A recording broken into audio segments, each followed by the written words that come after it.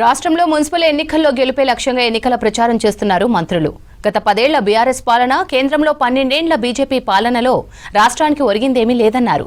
2 ఏళ్ల కాంగ్రెస్ పాలనలో దేశంలో ఎక్కడా లేని సంక్షేమ పథకాలను అమలు చేస్తున్నామన్నారు. మున్సిపల్ ఎన్నికల్లో ప్రజలు గెలిపిస్తే అభివృద్ధి మరింత పరుగులు పెడుతుందన్నారు మంత్రులు.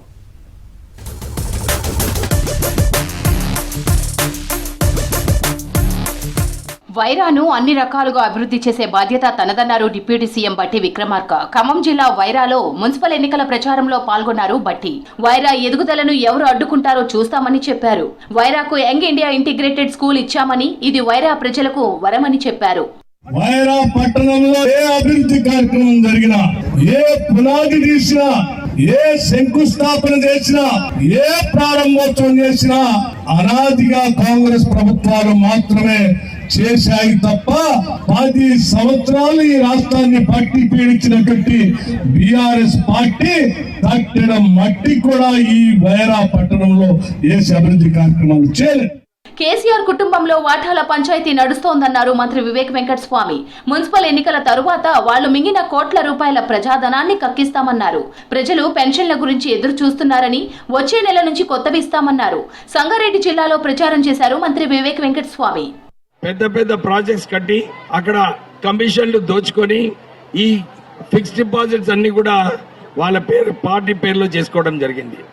మొన్న మీరు చూస్తున్నారు, కవిత కూడా రాజకీయం గొడవ కాదు, వాళ్ళ కుటుంబంలో ఆస్తుల గొడవ. ఎందుకంటే 10 సంవత్సరాలలో లక్షలాది కోట్ల రూపాయలు ఏదైతే కల్వకుంట్ల కుటుంబం సంపాదించిందో ఈ గొడవ వాళ్ళది అదే. నా వాటా ఎంత, నీ వాటా ఎంత. సూర్యాపేట జిల్లా కోదాడలో ఇంటింటి ప్రచారం చేశారు మంత్రి ఉత్తమ్ కుమార్ రెడ్డి. ఎన్నికల సందర్భంగా తనకు వేరే జిల్లాలో బాధ్యతలు ఇచ్చినందుకు కోదాడ, హుజూర్ నగర్, నేరేడుచెర్ల మున్సిపాలిటీల్లో ప్రచారంలో పాల్గొనలేకపోతున్నానని చెప్పారు ఉత్తమ్. నల్లగొండలో మున్సిపల్ ప్రచారంలో పాల్గొన్నారు మంత్రి కోమటిరెడ్డి. కాంగ్రెస్ పార్టీతోనే అభివృద్ధి సాధ్యమన్నారు.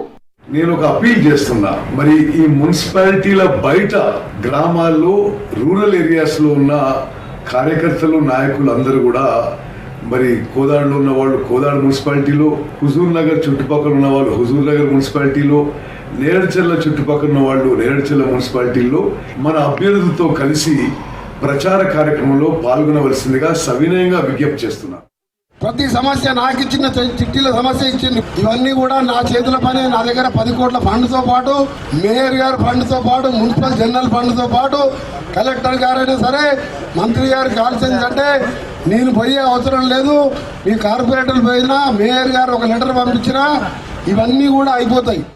అధికారంలో ఉన్న పార్టీకి అవకాశం ఇవ్వాలని ప్రజలను కోరారు మంత్రులు తుమ్మల నాగేశ్వరరావు, పొన్నం ప్రభాకర్. రాజన్న సిరిసిల్ల జిల్లా వేములవాడలో ప్రచారం చేశారు మంత్రులు. 1100 కోట్ల రూపాయలను చేనేత కార్మికులకు ముఖ్యమంత్రి ఇచ్చారన్నారు. ఇన్ని వందల మంది మహిళలు వచ్చారు అంటేనే మా బిడ్డలను మేము గెలిపించుకుంటాం, మా ఉమాని గెలిపించుకుంటాం, మా మమతని గెలిపించుకుంటాం, మా సంగీతని గెలిపించుకుంటాం. మాకు ఎవరు ఏం చెప్పాల్సిన అవసరం లేదు అని చెప్పి మీరు నిబ్బరంగా నిలబడ్డారంటేనే తప్పకుండా వేములవాడలో కాంగ్రెస్ జెండా ఎగురుతుంది అని చెప్పి ఈ సందర్భంగా మనం చెప్తాం.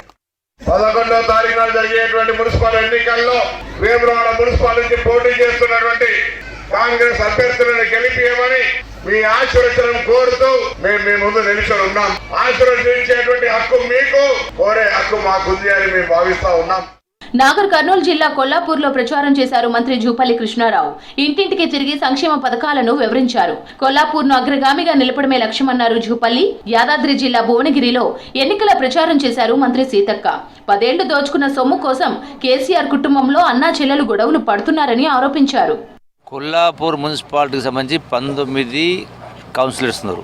19లో నాకు పూర్తి విశ్వాసం ఉంది. 17, 18 దాకా వస్తాయి. అటు ఇటు మంచిగా అయితే 19 కూడా రావచ్చు కొల్లాపూర్ సంబంధించి. అట్లాగే పాలమూరు జిల్లాలో ఉన్నటువంటి 19లో నాకు తెలిసి ఒక 4-5 తప్ప మిగతా ఇవన్నీ కూడా వచ్చే అవకాశం ఉంది. 10 ఏళ్ళు దోచుకున్నంత దోచుకొని ఇవాళ వచ్చి మేమేదో చేస్తామని చెప్తున్నారు. ఒక్క రోజన్న పేదోనికి సన్న బియ్యం ఇవ్వాలనే ఆలోచన కేసీఆర్కి వచ్చిందా, వాళ్ళ నాయకులకు వచ్చిందా? ఇవాళ పేదోళ్ళు గుడిసెలలో ఉంటే కూడా 100 రూపాయలు వేసి మరి ఒక్క రోజు కూడా వాళ్ళ బిల్లు మాఫీ చేయలే కరెంటు.